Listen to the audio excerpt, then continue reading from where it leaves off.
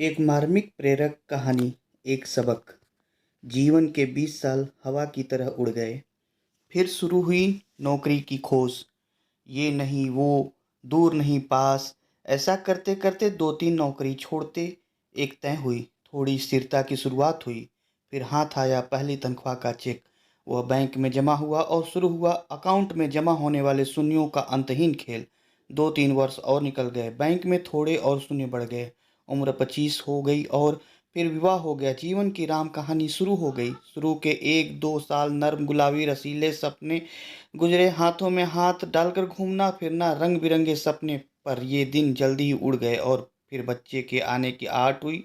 वर्ष भर में पालना झूलने लगा। अब सारा ध्यान बच्चे पर केंद्रित हो गया। उठना बैठना, खाना पीना, लाड दुलार। समय कैसे फटाफट निकल गया पता ही नहीं चला। इस बीच कब मेरा हाथ उसके हाथ से निकल गया, बातें करना, घूमना फिरना कब बंद हो गया, दोनों को पता ही नहीं चला। बच्चा बड़ा होता गया, बच्चे में व्यस्त हो गई। मैं अपने काम में, घर और गाड़ी की किस्त, बच्चे की जिम्मेदारी, शिक्षा और भविष्य की सुविधा, और साथ ही बैंक में शून्य बढ़ाने की चिंता। उसने भी अपने आप काम में पूरी तरह झोंक दिया और मैंने भी। इतने में मैं 35 का हो गया। घर, गाड़ी, बैंक में शून्य, परिवार सब है, फिर भी कुछ कमी है। पर वो है क्या समझ नहीं आया। उसकी चिड़ बढ़ती गई। मैं उदासीन होने लगा।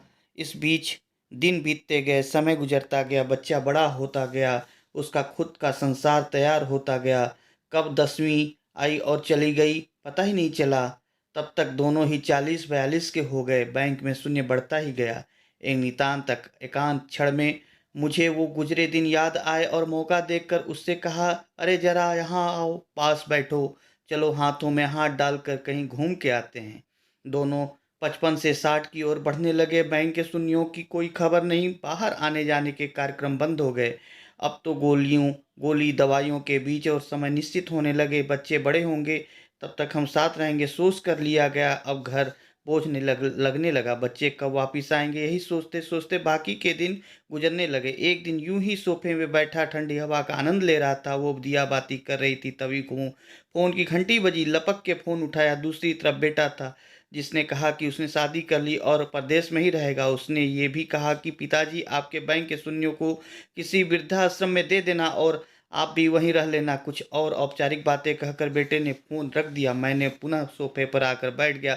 उसकी भी दिया बाती खत्म होने को आई थी। मैंने उसे आवाज़ दी, चलो आज फिर हाथों में हाथ डाल बातें करते हैं। वो तुरंत बोली, अभी आई। मुझे विश्वास नहीं हुआ। चेहरा खुशी से चमक उठा, आंखें भर आई, आंखों से आंसू गिरने लगे और गाल भीग गए। अचानक आंखों की चमक फीकी पड़ गई और मैं निस्तेज हो गया हमेशा के लिए। उसने शेष पूजा की और मैंने पास आके बैठ गई। बोलो क्या बोल रहे थे, लेकिन मैंने कुछ नहीं कहा। उसने मेरे शरीर को छूकर देखा। शरीर बिल्कुल ठंड पड़ गया था। मैं उसकी ओर एकटक देख रहा था। क्षण भर को वो शून्य हो गई। क्या करूं, उसे कुछ समझ नहीं आया, लेकिन 1-2 मिनट में ही वो चैतन्य हो गई। धीरे से उठी, पूजा घर में गई, एक अगरबत्ती की, ईश्वर को प्रणाम किया और फिर से आके सोफे पे बैठ गई। मेरा ठंडा हाथ अपने हाथों में लिया और बोली, चलो कहाँ घूमने चलना है तुम्हें, क्या बातें करनी है तुम्हें, बोलो। ऐसा कहते हुए उसकी आंख भर आई। वो एकटक मुझे देखती रही। आंखों से अश्रुधारा बह निकली। मेरा सर उसके कंधों पर गिर गया। ठंडी हवा का झोंका अब भी चल रहा था। क्या यही जिंदगी है? नहीं, जीवन अपना है तो जीने के तरीके भी अपने रखो। शुरुआत आज से करो, क्योंकि कल कभी नहीं आएगा।